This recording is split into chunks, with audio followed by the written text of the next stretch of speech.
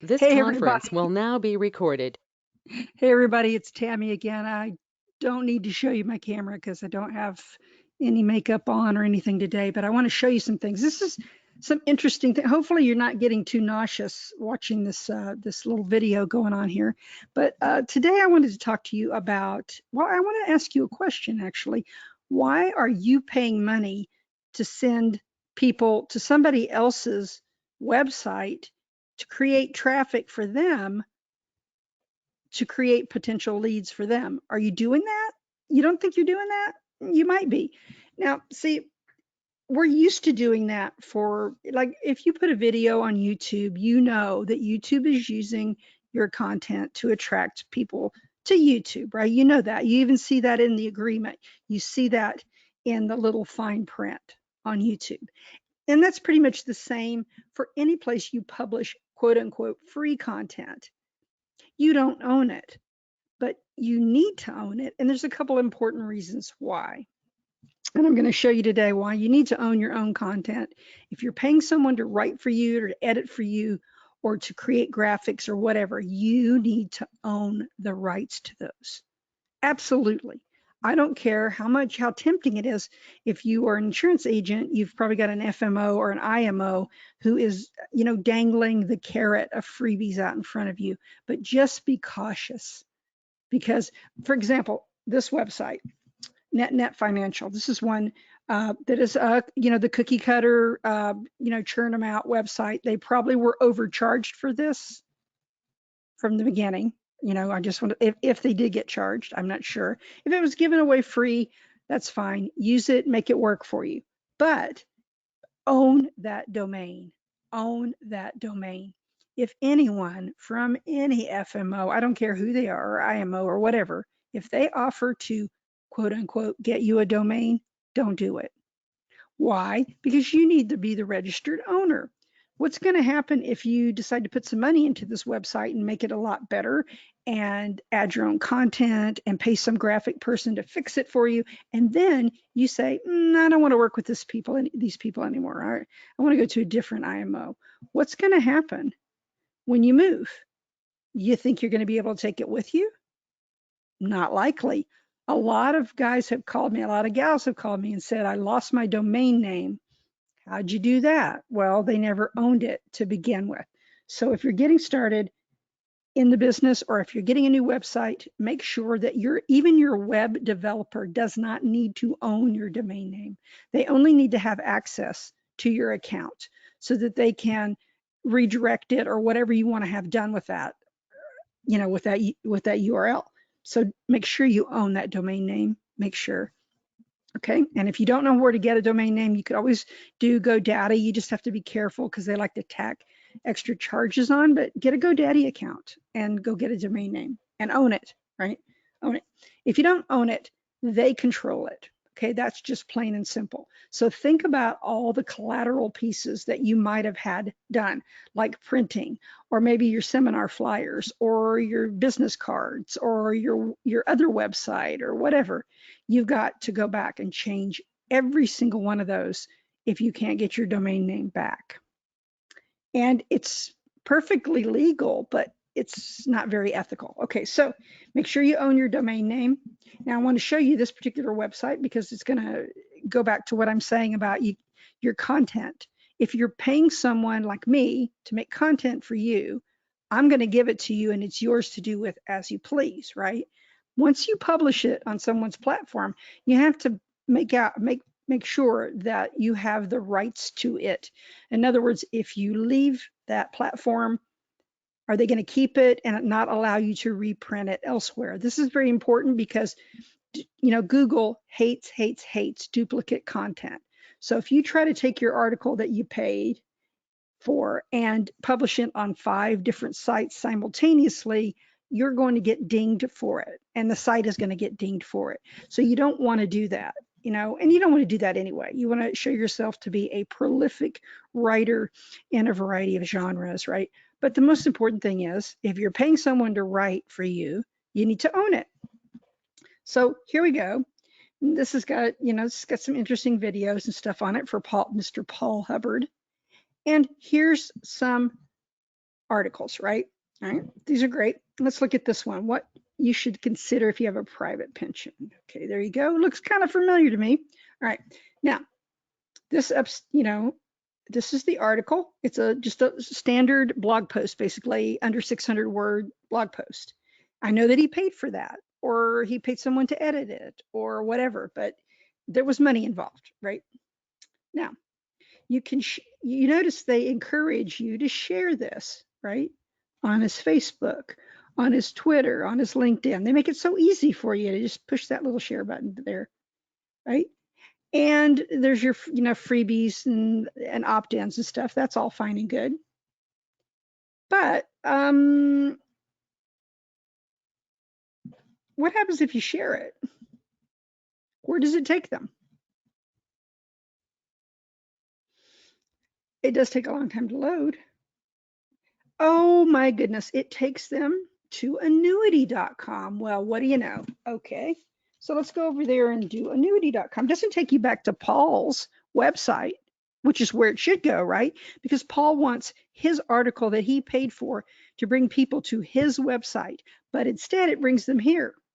This is the annuity.com website. By the way, it's been around for about 16 years. And when you run traffic stats on it, you'll see that over the 16 years, it's been pretty steady at just under 3,000 unique visitors a month. That's it. I mean, there's kittens, flushing toilets videos that have more traffic than that. But that being said, he's coming up to annuity.com, and on the off chance that there's someone visiting annuity.com that isn't a financial advisor and is actually a real person looking for annuities, there's a safe money guide and there's a best annuity rates guide, right? And so Paul has just sent people back to annuity.com. Oh, he might have sent them directly to his article, but it's still coming to this website. So here's what happens. You click the safe money guide, you get, you can fill all the stuff out and get a form, right? Right? It's a lead gen tool. Nothing wrong with that, except how does Paul know that it wasn't his Facebook post that generated the lead for another advisor? He doesn't. He has no way of tracking it because he doesn't own the content. I don't know if they even tell him that he doesn't own the content. Maybe you guys never have thought to ask. You just assumed, hey, it's just like going in the grocery store, right? You pay for a Snickers and you own the Snickers. Nobody comes out after you and takes it back. But it doesn't work that way sometimes with the content that's published. So look, wherever you're publishing, look at the fine print and ask them directly, do I own the rights to reprint this content? I have actually heard of people who paid for articles, reprinted them to hand out at seminars, and then got themselves in trouble and got threats and cease and desist letters. It's crazy. So that's one thing. You own that content. He published it on his website, but when he does a social media link or promotes it, it ends up taking them back here. That's not cool. That increases the traffic to annuity.com, but it doesn't help every advisor equally. It only helps like featured advisors. And what do you know? Down here, we have a lovely group of featured advisors, right? Everyone should know the above the fold and the top of the fold and the fold of, it used to be when I was working in print journalism, the fold is actual physical fold of the newspaper. And if you wanted your story to get read more easily, you had to be above the fold, right? So if you look at this website and you go down a little bit, the fold is right about here. So the articles are in the right place, but if there's a little overlap here, so you can see there's an interesting thing called invited authors down there. And if you're scrolling through it, you might want to see that, right? So here we are. And these are like the ones on the top of the page. And they've been given the premier spot, right? The premier spot. So even though I don't think any of them have written any of these articles, let's see. Who wrote this one? That's a Steve Kirby article. And this one is Paul Hubbard. We visited him just a minute ago. This one is Joe Edgeworth. That might be one of the handful that I didn't write. Precious Metals, Eric, he's a good guy.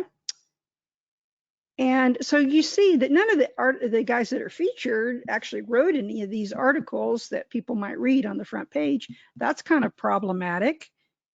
Why are they featured there? It's a private club. They said it right there. It's a private club. You got to be invited. So if you're not invited and you're one of the other authors here and you're one of the other agents, if you're not one of these 6 people, well, heck, what you're doing basically is subsidizing the leads that are given to these fat cats. I can guarantee it. Matter of fact, I can probably prove it to you if you give me enough time. This is kind of boring, the whole procedure. But what I'm saying to you right now is if you're in that situation with any FMO, IMO, by no means is annuity.com alone in doing this. They've just probably been doing it longer than some people. But you know, it's not illegal or anything else. I just think it's unethical to not tell you that you don't have the rights to run off with your copies. As a matter of fact, I actually have copies of, you know, threats that these guys have made to advisors who've left and told them that if they tried to use their own copy, for which they paid, by the way, that they would be prosecuted or taken to court or whatever.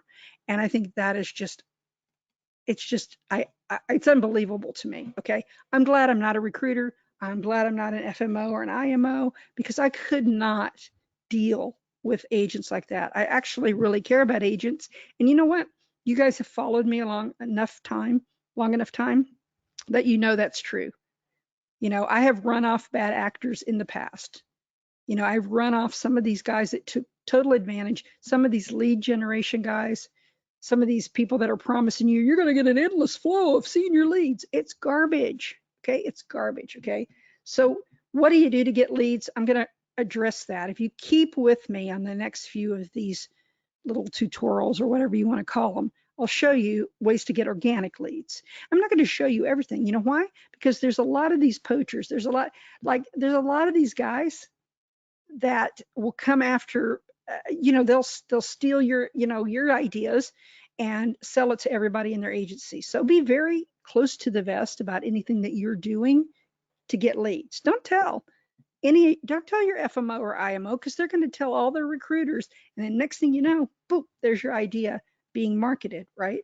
So again, today's lesson is basically own your own copy, whether it is you know, something on YouTube. Let's look at YouTube for a minute, because YouTube is kind of weird. I mean, with permission, you can use other people's stuff. If you get permission and get it in writing, you could use, like, maybe if Tony Robbins had something you really liked and you got permission to use it, you can use it on your channel, right? What you don't want to do is have a free video made for you, a free commercial, let's say, and then you find out you don't own any of the broadcast rights or any rights to it. And then you leave that FMO. What they're using this for is a handcuff. They're trying to get you into these systems so that they can own and control you and make sure that you don't ride around them. Make sure that you don't leave them for another, you know, it's like some woman, you know, holding blackmail over her husband so he won't leave her for another woman. It's crazy. I've never seen, because if you're doing a good job as an FMO, in my opinion, and an IMO, or whatever you call yourselves, multi-level marketing, if you're doing a good job as a leader in whatever business it is, you don't have to constantly be worried about people poaching your people. Are there recruiters that are predatory? Absolutely, but almost all of them are. So, you know, don't be a hypocrite. But I'm saying there are people out there that are so paranoid about losing people that they don't attract new people in. And, you know, frankly, if you're doing a great job, like I said, nobody's going to leave you, right? If you're doing the job you're supposed to for the agents, which is helping them make more sales, then you don't have to worry about someone disturbing it, right? That is a weak organization that has to do that. I'm going to say it right here. So what I did to combat this, I want you to know the reason I started safemoneytrends.com, which is the companion to, this is the YouTube channel, but I started safemoneytrends.com and Safe Money Trends YouTube channel because I was tired of guys calling me and saying, I stopped working for XYZ FMO and they took all my stuff down. I have nothing. Yes, that can happen and they can do it, right? You know, you had this wonderful internet presence. Everybody could Google you and find you, and you decide you're going to go to a better FMO that's actually got products that you can use to sell to your clients.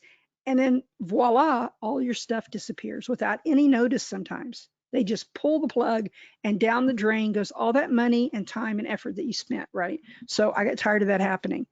So I did a labor of love. Here's Safe Money Trends. I've been trying to get you guys to give me videos because I will post any decent good video from any decent good advisor, multifamily attorneys, CPAs, you know, syndicators, whatever you are. If you've got a good video and you're a good person and you're providing content and value, I will publish it here for you, right? So I did this and I've tweaked it up to, we have over 1,000 subscribers now, which is pretty good because those are organic subscribers. I worked really hard to get them. I didn't go out and buy them like some people do. And, you know, this is the kind of stuff that I have on there, you know, estate planning, and I try to do some webinars. I also try to do some audio bios and just where your advisor can come on and just talk about their philosophy, what got them into financial services. You know, just some of my favorite people are on here, okay? And I'm fussy about who I let on here, but I want to extend that invitation to any of you that feel like you have some content. The other thing is I do a podcast. It's called the Safe Space Podcast. It's not exclusively financial services, but what it is a venue where you can say your point of view and you're not going to get censored or canceled or anything else. It's like poor person's Joe Rogan, you know, it's like, but I've found that people are very interested right now because of the what's going on in the world about finances. So I've had, like I had Brian Swerdlow on there, and you know, we just do a little discussion. We can do a web, you know, I did in this particular one, I did it as a video, but I've done audio, and you know, I enjoy doing this, right? But the best thing about it, let me show you what I do. Okay. Now I know YouTube, I have no control over YouTube using your content to do stuff, but what I do have control over is, look, instead of sending you back to my website, I'm telling you all about Kayla. I'm showing you her websites, and I'm showing you terms and search engine terms for her, not for me. So I'm not using her appearance on my podcast to send people back. I don't need to do that because, you know, she's going to send people on her own. It's kind of symbiotic, you know. It's kind of one good turn deserves another. So so that's what I do. So like, you know, here's Brian's, and if you go down here, you'll see that I've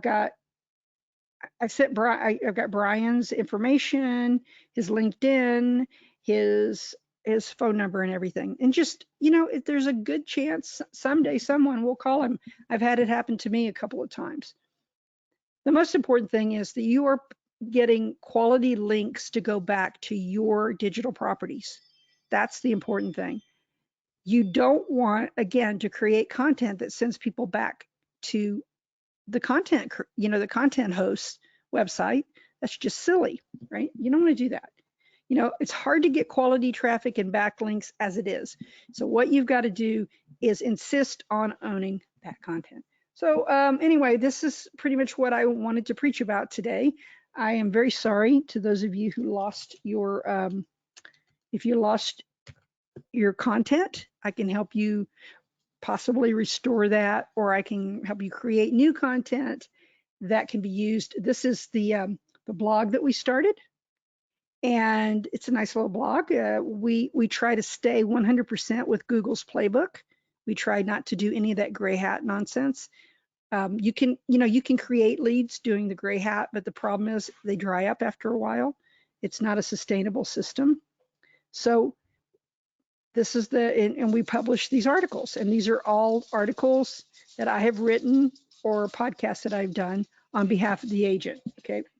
So anyway, yeah, you'll hear the background. That's my dog in the background. But I just wanted to show you all of this, and I wanted to encourage you, own your content.